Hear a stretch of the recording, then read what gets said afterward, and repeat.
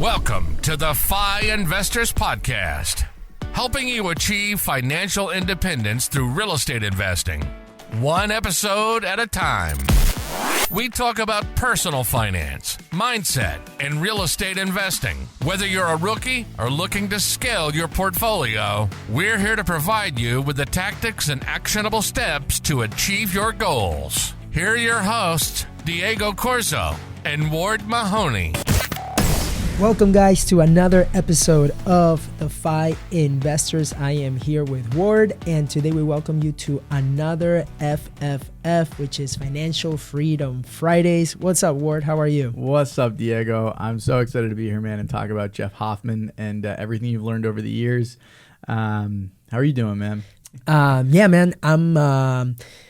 This is good. I'm very happy that we'll be able to share a little bit of the things that I've learned from Jeff Hoffman. I've gotten to see him speak multiple times since back in like 2017, I think, which was the first time. And what's cool is that every single time I've seen him speak to kids as well as entrepreneurs in GoBundance. And it's interesting because like sometimes the stories change, but the message is the same. Super, super interesting. And so yeah, I know on this episode we're gonna be sharing like 5 or 6 of his main highlights of things that I've learned. And this was also one of the things that I went over also on the while we were in Puerto Rico. So that was good. What did you think of the Puerto Rico FI Investors event? I thought as a whole, it was amazing. It's one of the things that I really enjoy is you see everyone on a Zoom call, but then when you actually kind of all can come together, you really get to know everyone, and it really turns it from a community feel more to like a family feel. Yes. And then also really being able to get vulnerable with everybody. Really makes you feel a lot more connected. And the last thing that it really makes me realize is that all ships rise in a rising tide. And as you come together, if you are feeling some type of way, there's there's probably 3 or 4 other people in the group feeling that same way. And if one person has the courage to be vulnerable and really talk through what they're feeling, everyone can come together and help you solve that problem. And you're not just helping yourself, you're actually going to help 3 or 4 other people in that process. Yes. So I thought it was amazing. Also, shout out that penthouse was incredible. That was amazing. With some surprises, some were planned, some were not planned. Like when the fireworks happened, that was amazing. Crazy. That was amazing. So for the audience here that may not know who Jeff Hoffman is one of the co-founders of Priceline.com. He is a billionaire, and he's in various industries, from technology to creating the patent for the kiosk that's in the kiosk that's in the airport. Where everybody gets to print their ticket so that they don't have to jump in line. It was his idea, and he has the patent on it, which is crazy. And that's every airline. That's Delta, Southwest, JetBlue. Yes. That's crazy. Yeah, crazy. So he had incredible stories throughout his journey, and that's one of the things that we're going to be covering today. So I have the notes here, and we'll get started with the first one, and then we'll talk about it. Cool. Awesome. Let's jump into it, man. Awesome. So the first lesson that I learned from Jeff Hoffman is you create the floor and the ceiling in your life. Don't let others create that for you. So what does that mean? This can mean, if we talk about it in a monetary sense, right? A lot of people feel like just because you get a job, they give you a salary, that is where you stay, right? But also it's super important to note that sometimes that floor and the ceiling can be put by your parents because of your money blueprint. It's there's a study, I don't know in which book I read, but it's like most of the time the income that you make doesn't surpass sometimes what your parents make. because of the fact that that was the blueprint that you knew. And unless they have that mindset of like, hey, we are doing everything for you so that you can have a better future, sometimes that thermostat, let's call it, or that ceiling gets put by your parents. I remember when I got my job at GM, and I told my dad, I was like, Dad, so this was back in 2012 when I got the job offer. 11 years ago. 11 years ago, dude. And I told my dad, I'm like, Dad, I got the job offer. They're going to pay me $60,000 a year. And he was like, this is amazing. That's how much I usually make now a year. And wow. I was like, holy crap, right? It's sort of like, for him, it's like that, quote unquote, he told me, he's like, this is like what we came here for, right? Where he's making X, and then that is my floor. It's crazy. Like what my dad was making at that time, that became my floor. And of course, from that, it just went up. Right. But obviously. But yeah, what are your thoughts on that? Yeah, so I think one thing that's interesting, yes, it's financial, but I also think it applies in other areas of life too. For example, your day-to-day. If you're an entrepreneur, in that floor per se, maybe working in the business, working through certain processes manually, whereas really when you go out and you systematize, you can be working on the business, and that's going to change a lot of different things. First and foremost, it's going to change your day-to-day, but also it's going to change your earning potential.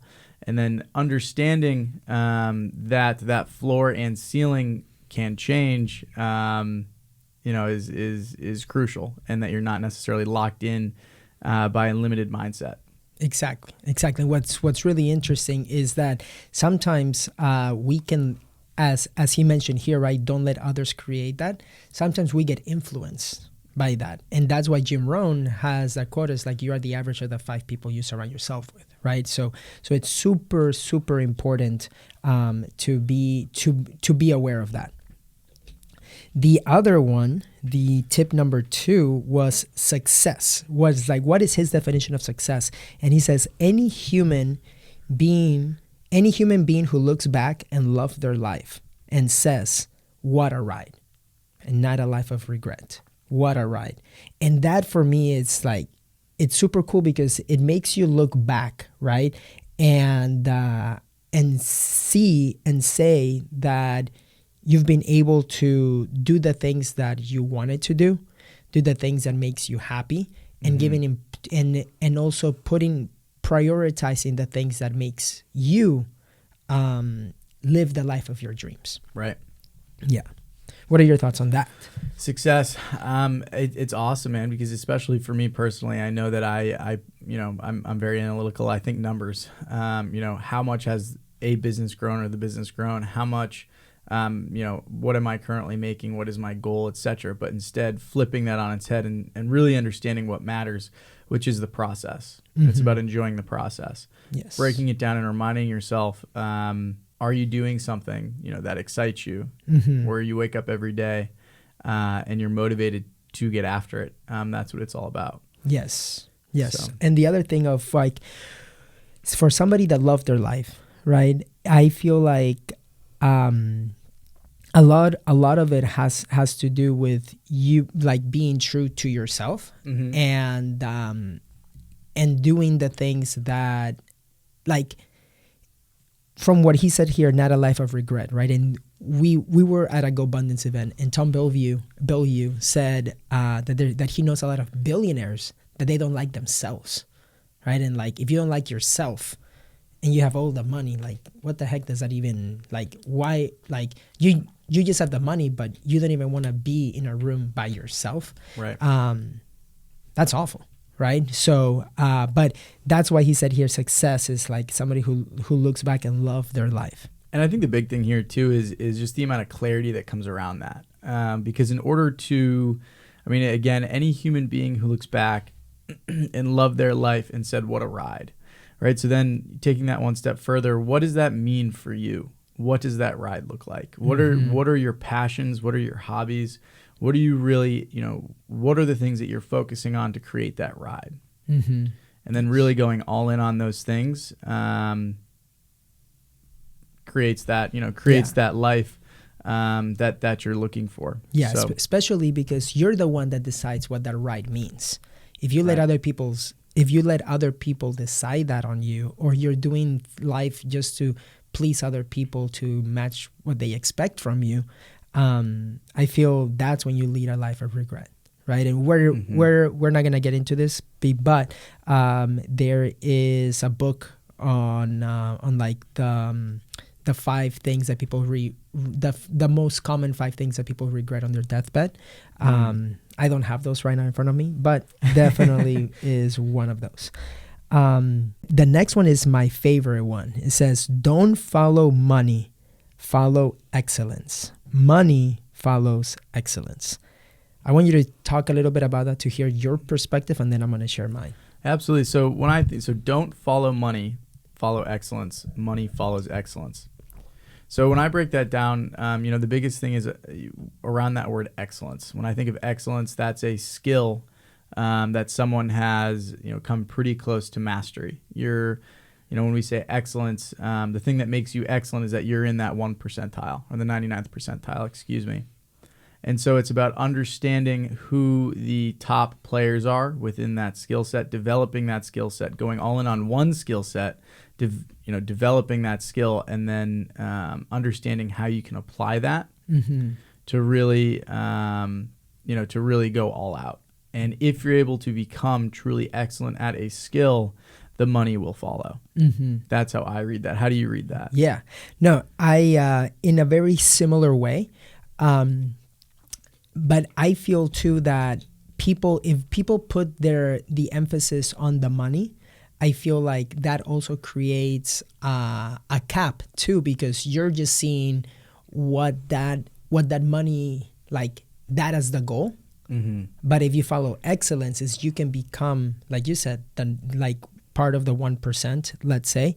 But let's say that you do everything so that the goal is to make $50,000, right? It's like you're going to become that person that makes that $50,000. It's like, but are you excellent at it? You might not, right? But if you were excellent, maybe you could be making $100,000 or having that company make $500,000 or $1 million, right? So when you follow excellence, number one, I feel like you get more opportunities for collaboration, for growth. You have a growth mindset rather than just doing it for the money, because at that point you are a lot of the stuff that you're doing it not for so that you can become a better person. You're doing it for a transaction, and that's more like short-sighted. Where with excellence, it's more long-term. And surrounding yourself with long-term people is much better than short-term people. Short-term are going to be for the quick transaction. If I give you this, what can you give me, right? But if you're becoming the best one at your craft and focusing to being excellence, if you're son of genius from like the book The Big Leap, I feel like you can accomplish so much more. Totally. Yeah, and following excellence allows you to, I think, reach your true potential rather than just the money. Yeah. Totally. Yeah. The other thing too, going back to Jeff Hoffman and how he started Priceline, he tells this famous story, but really he owes what he says what he owes his success to is the people and the team that he created, right? So kind of looking at it from his perspective, it's about finding the 4 or 5 core people needed, whether that may be a software engineer, someone in marketing, someone in sales, a CFO, etc. But it's finding those people, finding that true excellence. And then again, like you were saying, building or thinking about it from a long-term perspective instead of a short-term perspective, and making sure that everyone is incentivized the right way so you keep them close and you grow together. Yes, 100%. All right, the next one is win your gold medal in one thing before you go to another. Win your gold medal on one thing before you go to another. This one is really good because I feel, especially as real estate investors, right? We take in so much information. We listen to so many different podcasts. We learn about, hey, there is this like house hacking. Then there's short-term rentals. Then there is, hey, maybe I can do wholesaling too while I'm at it. And then while I'm wholesaling, why not flip so that I can make more money or whatever, right? And then people begin to have more like the squirrel type of syndrome where they are going to just do 10% in one.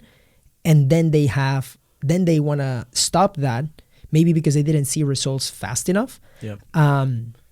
But then because they're not focusing on getting their gold medal in one thing and like seeing massive results in one, people quit, number one, too early. And then number two, they're just getting, let's say, they may not even get a bronze medal. They might just be okay, right? Rather than focusing on one thing so that you can get the privilege to then focus in another if you want. But I feel like my brother, for example, he is a great example Shout out Gonzalo. on this. Yes, Gonzalo Corzo. Definitely give him a follow on IG, Real Gonzalo Corzo. So he, for example, he's one that said no to so many different things as he was building his wholesale empire, right? His wholesale business. Him starting out, learning from a mentor within GoBundance, quitting college and everything, and then in 2017 starting Cash Geeks. Right. He said no to so many different opportunities of like, dude, Gonzalo, if you're wholesaling, because he's done over 1,000 deals now. Wow. And he's 27. 27. Yeah, so he's killing it. So with him, as in him building what he's been able to build, he said no to, for example, starting a title company because he's doing so many different transactions. He said no to flipping properties and for a while even to buying rentals, right? Because he just wanted to make wholesaling his craft, like his one thing, and become one of the best one at it, to the point that he grew the company to be one of the number one wholesaler in Jacksonville and also all of Florida. So, so the main thing here is doing choosing your gold medal and saying no to others. And that is the hardest thing. The hardest thing where you might be on some calls, right, on Zoom calls, and one day you learn about short-term rentals and the next day you learn about investing out of state, doing the regular thing, and then maybe you learn about a new market, right? So let's say you want to do something in the Smokies, and then you're like, I see some people doing something in Gulf Shores, so let me do it in Gulf Shores instead. So yeah, I highly recommend that you put all of your effort in one thing, win your gold medal, and get the privilege to get into other strategies later. Right, and Hermosi says too, you can make money in a lot of different markets doing a lot of different things, but you can only make a lot of money in one. So master it, get it down, and then move to the next. Kind of another element, I know this is a little bit of a tangent, so we shouldn't go there for too long. But for example, like seeing Gonzalo has been so fascinating because seeing what he's looking to do now is stacking upon the mastery of his previous endeavor. So seeing how, if you are able to master something, the doors of opportunity open at an incredibly high level, which then you can use to step into just an entirely new arena. Yes. So do not get shiny object syndrome. Go all in and go a mile deep. Yes. No, that's really good because that's like a side effect, I guess, or that is one of the results that you get without thinking that those are going to be the results. Right. But imagine like as you become one of the largest wholesalers, right, you get introduced to different people that maybe you wouldn't have been introduced to before. Right. Because when you're in those rooms, you're like, oh, man, you have to talk to your boy Gonzalo here. You have to do this. You have to do that. Right. And it's not just because of the size of his business. That doesn't really matter as much. But it's at the end of the day, it's like who he has become, the skills that he's been able to get. Right. In that process, the skill acquisition on not just being that wholesaler that's focusing on like just one transaction, but it's Right. how he's been able to build a whole system around him and winning, as you said, the gold medal. Right. And it's that's so interesting, right? Because it's the skill acquisition that then leads to new opportunities. And those new opportunities, the gateway for those new opportunities are relationships. Yes. But it's the skill acquisition that opens up those new relationships, because now they are seeking you to help with whatever project they're working on. Exactly. Yes. That is really, really, really good. All right. And then the next one is, you may be successful, but will you matter? Ooh. Yes, that one is really good, because it goes on a little bit of like the matter part for me is like, what type of thing are you living in the world? And you understand that maybe later, right? Like, and Alex Hermosi says about this too, is like, hey, in 5 years, not many people are gonna remember you other than like your close friend. Like, you're not gonna be in as much conversations, right? And there's like, Right. yeah, at the end of the day, right? So, but you can leave a legacy on other people, and people remember like how you make them feel, right? But one of the things of like, they may not have to, for example, remember me like who Diego Corzo was, but I know that I gave people that opportunity to change the legacy, right? So, for example, when I help a DACA recipient be the first one in their family to buy a home, is like, I know that, and then later he teach, and like, they not only buy a home, but then they house hack, for example, or then they teach their cousin how to do this too. Is like, dude, you're changing like a legacy, not just, and my name doesn't have to be on that, but I know that I did my little part. Yeah. That's what's so good. The other thing I want to throw in there too is just the ripple effect. Yes. One thing that I've noticed just working with you, Diego, is that as you go to help one person, that person will go and implement whatever you're teaching, right? If they're if they're an action taker. Yes. And then if they are an action taker, other people within their circle are going to, that look up to them, are going to be influenced by what you've taught them through their actions. Yes. And then next thing you know, maybe it may take 6 months, it may take 2 years, but someone's cousin, brother, friend may be asking, hey, I see your friend, or excuse me, I see you doing this. How can I do the same? And so now, instead of just helping one person, you're indirectly helping 2, 3, 4, 5. And obviously that's a compounding effect. Exactly. And I see that every day working with you. So yes, one of those examples, from the community with FI Investors, it is Pedro Echevarria. He has 16 doors now as a house hacker, and he sent me a message and he said, hey, now I have 16 doors, but just know that this is me, but now my family, like his parents are buying homes, his cousins are buying homes and stuff like that. And it was because of the stuff that through the mastermind, that what he's learned, he passes on, and which is just exactly what you said. But this is like a living example of it. And it's changing the legacy of like their whole family, right? Yeah. Because now they get to build wealth rather than just working the day to day and then spending their money. Now they get to build something here in America, and that is freaking awesome. yeah.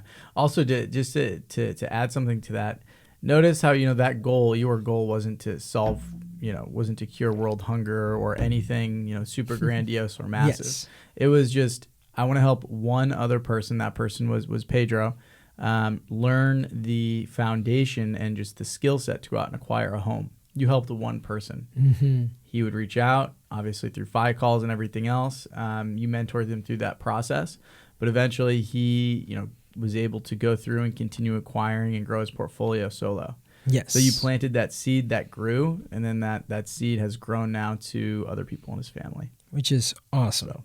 Which is awesome. And we'll end with the last one here. You grow into the conversations that you are around. You grow into the conversations that you are around.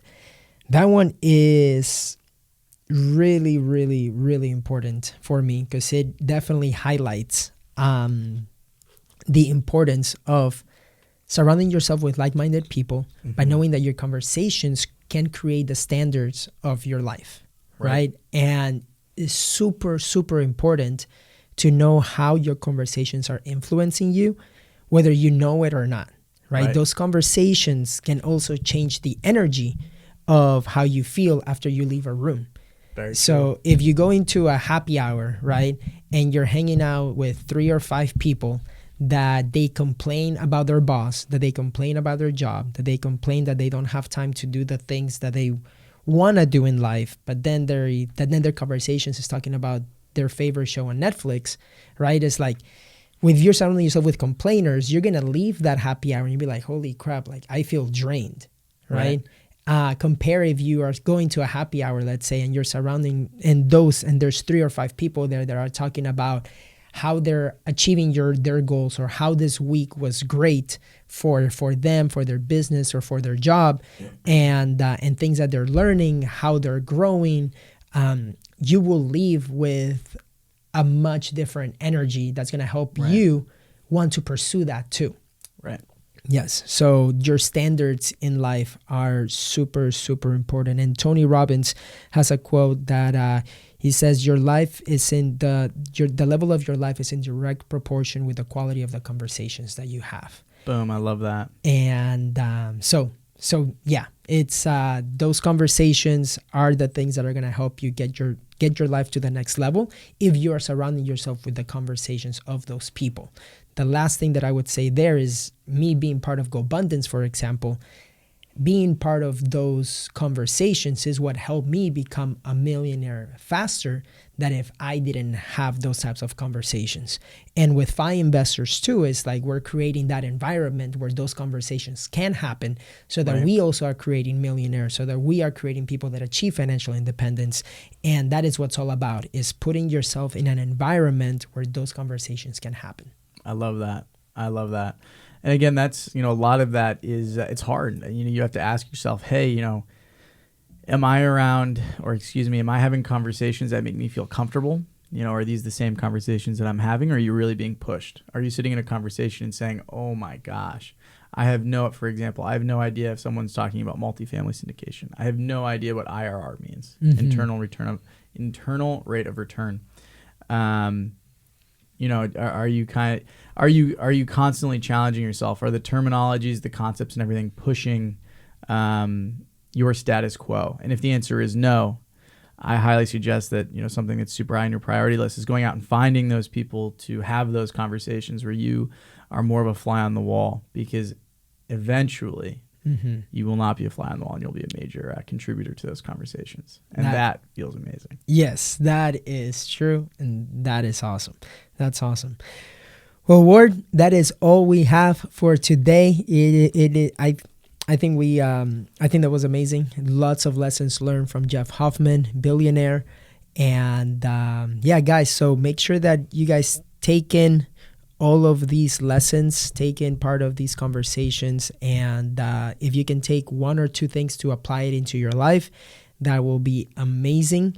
And Ward, hope that you have a great day. And thank you for joining me on another Financial Freedom Friday. Thank you, Diego, brother. Let's get it.